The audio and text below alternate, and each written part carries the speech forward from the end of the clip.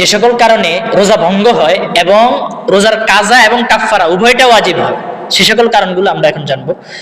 1 number, শরীয়ত সম্মত কোনো উযর ছাড়া, শরীয়ত সম্মত কোনো উযর ছাড়া মানুষ যদি ইচ্ছাকৃতভাবে পানাহার করে তাহলে তার রোজা ভেঙে যাবে। শরীয়ত সম্মত কোনো উযর ছাড়া ইচ্ছাকৃতভাবে পান করলে অথবা আহার করলে রোজা ভঙ্গ হবে এবং তার উপর কাজাও ওয়াজিব হবে, কাফফারাও কি হবে? ওয়াজিব হবে। কাজাও ওয়াজিব হবে, কাফফারাও ওয়াজিব হবে। 2 নাম্বার, রোজা অবস্থায় ইচ্ছাকৃতভাবে রোজা অবস্থায় ইচ্ছাকৃতভাবে কি করলে? স্ত্রী সহবাস করলে কাজাও ওয়াজিব হবে, কাফফারাও কি ওয়াজিব হবে।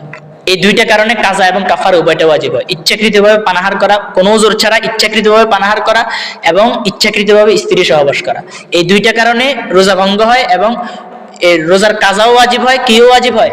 কাফফারাও ওয়াজিব হয়। কাজা কি?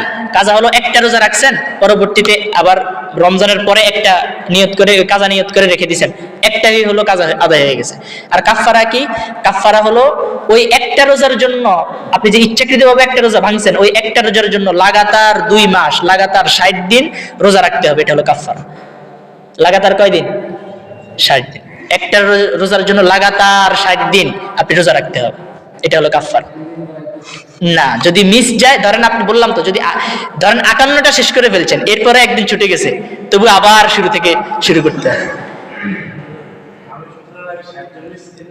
বলতেছি, পুরো কথা শেষ করে।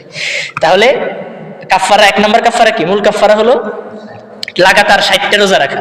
এই যে 2 কারণটা বললাম, এই 2 কারণে যদি রোজা ভঙ্গ হয় তাহলে কাজাও ওয়াজিব হবে, অর্থাৎ কাজা করতে হবে, এবং লাগাতার 60টা রোজা রাখতে হবে, কাফফারাও ওয়াজিব হবে।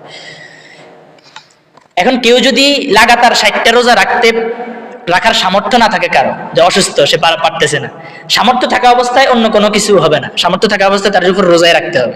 কিন্তু কেউ যদি লাগাতার 60টা রোজার সামর্থ্য তার যদি না থাকে, তাহলে তার জন্য আরেকটা অপশন আছে, সেটা হলো যে 60 জন মিসকিনকে 2 বেলা তৃপ্তি সহকারে খাবার খাওয়ানো।